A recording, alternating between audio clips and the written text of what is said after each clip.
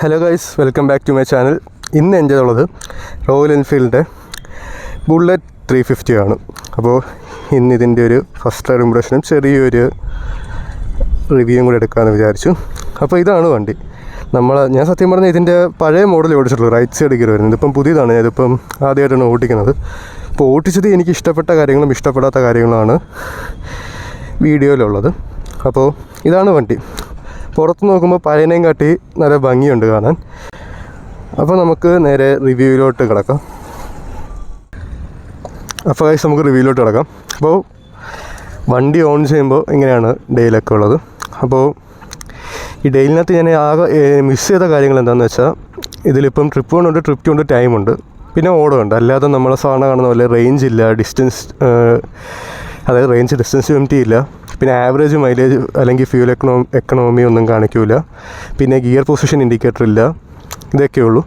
പിന്നെ അല്ലാതെ ഇൻഡിക്കേറ്റർ ഇതൊക്കെ നമ്മൾ ഇട്ടോ ഇല്ലെന്നാണ് ഇട്ടതും ഓഫ് ചെയ്തെന്ന് അറിയാനായത്. നല്ല വെയിലടിക്കുമ്പോൾ ഇതിൽ നിന്നൊന്നും കാണാൻ പറ്റില്ല. ഇത് കുഴപ്പമില്ല, പക്ഷേ ഇവിടെ ഉള്ളതൊന്നും കാണാൻ പറ്റില്ല. അപ്പോൾ എന്തായാലും നമുക്ക് വണ്ടി സ്റ്റാർട്ട് ചെയ്ത് ഇനി റിവ്യൂലോട്ട് ഇറങ്ങാം.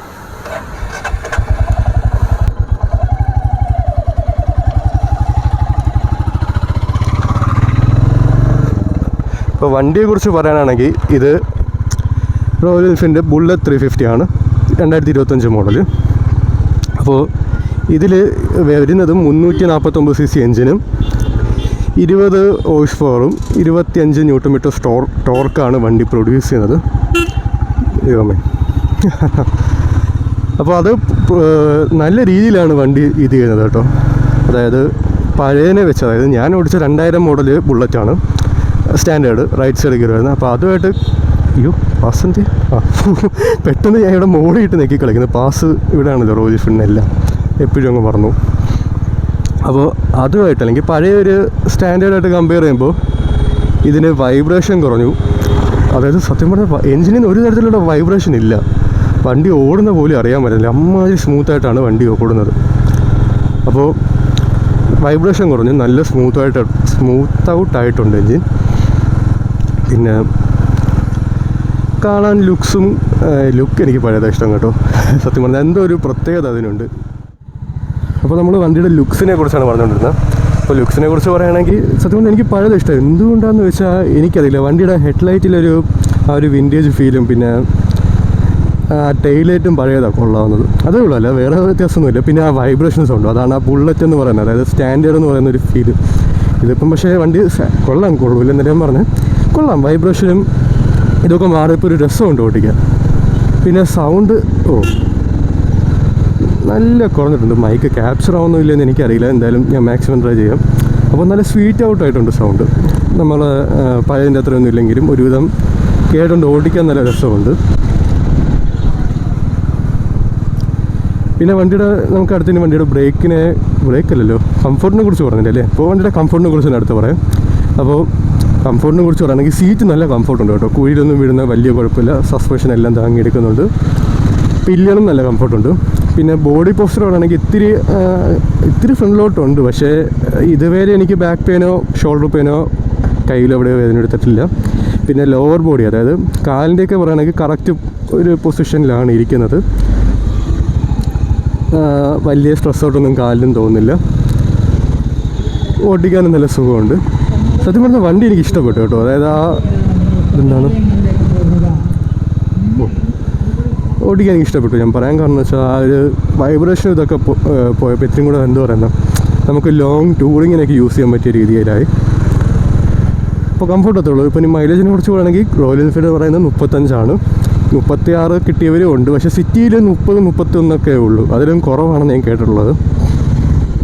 പിന്നെ ഹൈവേ പോകുമ്പോൾ നമുക്കൊരു 35 കൂടുതൽ പ്രതീക്ഷിക്കാം. വണ്ടി ഒരുവിധം കണ്ടു, ഇതാണ് ഞാൻ പറഞ്ഞത്. സിഗ്നലായാലും വണ്ടികൾ എടുക്കൂല.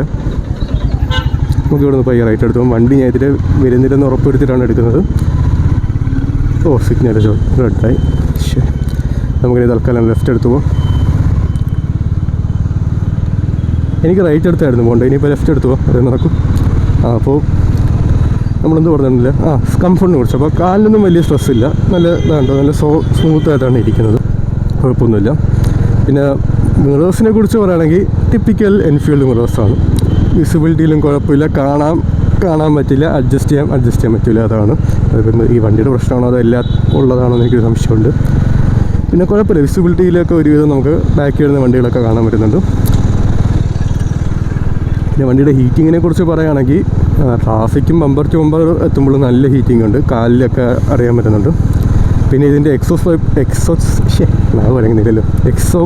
എക്സോസ്റ്റ് പൈപ്പിൻ്റെ അങ്ങോട്ട് നമുക്ക് പോകാൻ പറ്റില്ല, നല്ല ചൂടുണ്ട്. ഞാനാണെങ്കിൽ ഇതിൻ്റെ തമ്മിൽ അതായത് ഒരു ഫോട്ടോ എടുക്കാൻ വേണ്ടി നോക്കിയപ്പോൾ നല്ല ചൂടുണ്ടായിരുന്നു. എൻ്റെ കാല് പൊള്ളിയ കണക്കാണ് എനിക്ക് തോന്നിയത്. പിന്നെ ഗിയറിങ്ങിനെ കുറിച്ച് പറയുകയാണെങ്കിൽ ലോ ആൻഡ് ടോർക്ക് ഇത്തിരി കുറവാണെന്ന് എനിക്കൊരു ഫീൽ വരുന്നുണ്ട്. അതായത് 27 ഉണ്ട്, പക്ഷെ എന്നാലും അത് ഡെലിവറി ചെയ്യുന്ന എനിക്ക് ഇത്തിരി പിടിക്കുന്നില്ല. പറയാൻ കാരണം വെച്ചാൽ അൺവാണ്ടഡ് ഷിഫ്റ്റിംഗ് ഇടയ്ക്കിടയ്ക്ക് വരുന്നുണ്ട്. കണ്ടോ, ഇതിപ്പം സെക്കൻഡിൽ 20 പോകത്തില്ല, നമ്മൾ നേരെ ഫസ്റ്റ് ഇടേണ്ടി വരും. ഇപ്പോൾ തേർഡായെന്ന് തോന്നുന്നു. അതാണ് ഇതിൽ ഏറ്റവും വലിയ പ്രശ്നം. ഗിയർ പൊസിഷനിൽ ഇൻഡിക്കേഷൻ ഇല്ല. അത് ചിലവർക്ക് ഉപയോഗം കാണത്തില്ല, ചിലവർക്ക് ഉപയോഗം കാണും.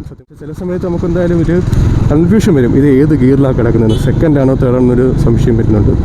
എന്ന് വെച്ചാൽ ഒരേ കണക്ക് പെർഫോം ചെയ്യുന്നത് ചില സമയത്ത്. അപ്പോൾ ഗിയറിങ് അത്രേ ഉള്ളൂ. പിന്നെ ഫാസ്റ്റ് ന്യൂട്രൽസ് ഒന്നും ഇല്ല, സ്മൂത്ത് ഔട്ടായിട്ടാണ് എല്ലാ ഗിയറും വീഴുന്നത്. പിന്നെ ചെറിയ ജെർക്കിങ് ഉണ്ട് കേട്ടോ ഓരോ ഗിയർ ചെയ്യുമ്പോൾ. അതിനിപ്പം എൻ്റെ പ്രശ്നമാണോ എന്ന് എനിക്കൊരു സംശയമുണ്ട്. കണ്ടോ, ഇതാണ് ഞാൻ പറഞ്ഞത്. 20 എത്തിയപ്പോൾ തന്നെ 20 അതോ 20 എത്തിയപ്പോൾ തന്നെ കണ്ടോ സെക്കൻഡ് ഗിയറിൽ നിന്ന് ഫസ്റ്റിലോട്ട് ഇടേണ്ടി വന്നു.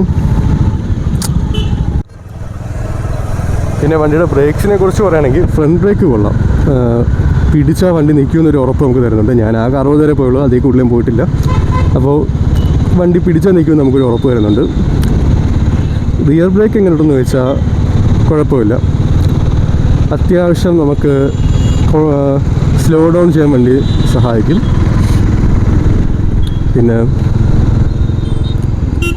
സ്റ്റോക്കായിട്ട് വരുന്ന ഹോൺ എനിക്കത്ര ഇഷ്ടപ്പെട്ടില്ല, കണ്ടോ, അതൊരു രസമില്ല.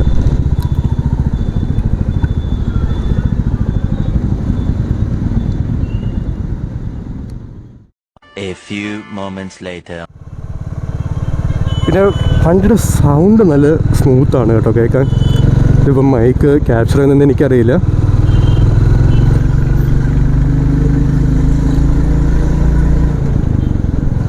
കണ്ടോ, ഒരുവിധം നല്ല രസമുണ്ട് കേൾക്കാൻ. എനിക്ക് മനസ്സിലാകുന്നത് വെച്ചാൽ വണ്ടിയിൽ നിന്ന് എവിടെ നിന്നും വൈബ്രേഷൻ ഫീൽ ചെയ്യുന്നില്ല, പക്ഷേ ഈ 2 മിററും കിടന്ന് നല്ലോണം വിറയ്ക്കുന്നുണ്ട്, എന്തോന്ന് എനിക്ക് മനസ്സിലാവുന്നില്ല. അപ്പോൾ അത് ചിലപ്പം കമ്പിയിൽ ഓടുന്നതുകൊണ്ടല്ല ആയിരിക്കും, കറക്റ്റ് എനിക്ക് എന്തോ ഇനി ഡെഫിനേഷൻ പറയണമെന്ന് അറിയില്ല. അതേ ഉള്ളൂ, അല്ലാതെ വേറെ എവിടെയൊന്നും വണ്ടിയുടെ വൈബ്രേഷൻ ഒന്നും കുഴപ്പമില്ല. ഓട്ടിക്കാൻ നല്ല സുഖമുണ്ട്, സീറ്റിങ്ങും സ്റ്റോക്കായിട്ടുള്ള സീറ്റിൽ തന്നെ ഇരിക്കാൻ നല്ല സുഖമുണ്ട്. നമുക്കെന്തായാലും അപ്പോൾ ഇനി ഇതിൻ്റെ പവർ ഡെലിവറി ഒന്ന് കാണിക്കാം. അതായത് എങ്ങനെയാണ് വണ്ടി ഒരു ഓപ്പൺ റോഡോ അല്ലെങ്കിൽ ഒരു സിറ്റുവേഷൻ വരുമ്പോൾ കൈ കൊടുത്താൽ കയറുമോ ഇല്ല എന്നുള്ളത്. ഇതുവരെ എനിക്കൊന്നും ത്രോട്ടിൽ നല്ലോണം കൊടുക്കാൻ പറ്റിയില്ല, കാരണം ഇവിടെയുള്ള കണ്ടല്ലോ റോഡ് മുഴുവൻ ട്രാഫിക്കാണ്. പിന്നെ ഇപ്പോൾ ആകെ എനിക്കറിയാവുന്ന നമ്മളെ ബിഷപ്പ് നോക്കിയെടുക്കുക ചേട്ടാ. അപ്പോൾ ബിഷപ്പിൻ്റെ എന്താ പറയുന്നത്, അവിടെ ഒരു ക്ലീൻ റോഡേ ഉള്ളൂ. അവിടെ ഇനി ചെറുതായിട്ടൊന്ന് നമുക്ക് ത്രോട്ടിൽ ഓപ്പൺ ചെയ്ത് വണ്ടിയുടെ പെർഫോമൻസ് എങ്ങനെയുണ്ടെന്ന് നോക്കാം. അപ്പോൾ നമുക്ക് ഇവിടെ നിന്ന് റൈറ്റ് എടുത്തിട്ട്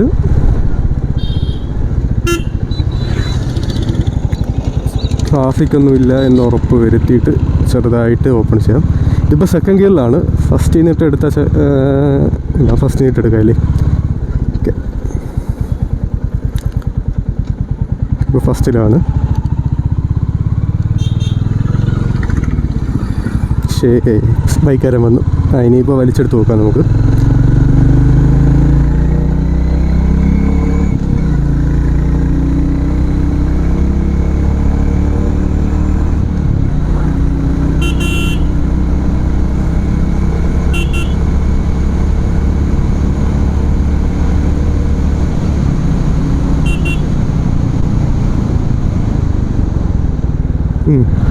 കണ്ടോ, 80 പോയിട്ട് ബ്രേക്ക് പിടിച്ചപ്പോൾ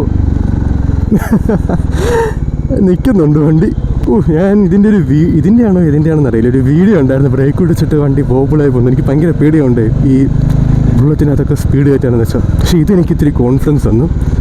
നിർത്തും എന്നുള്ളൊരു കോൺഫിഡൻസ് തന്നു, വണ്ടി മറിയില്ല എന്നുള്ളൊരു കോൺഫിഡൻസ് എനിക്കിത് തന്നു. അത് കൊള്ളാം കേട്ടോ. ആ ഒരു പേടി എന്തായാലും മാറി കിട്ടി.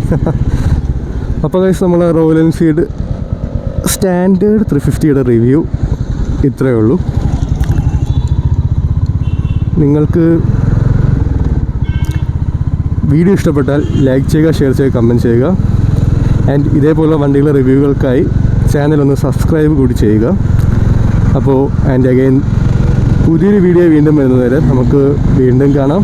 Again thanks for watching. Bye bye.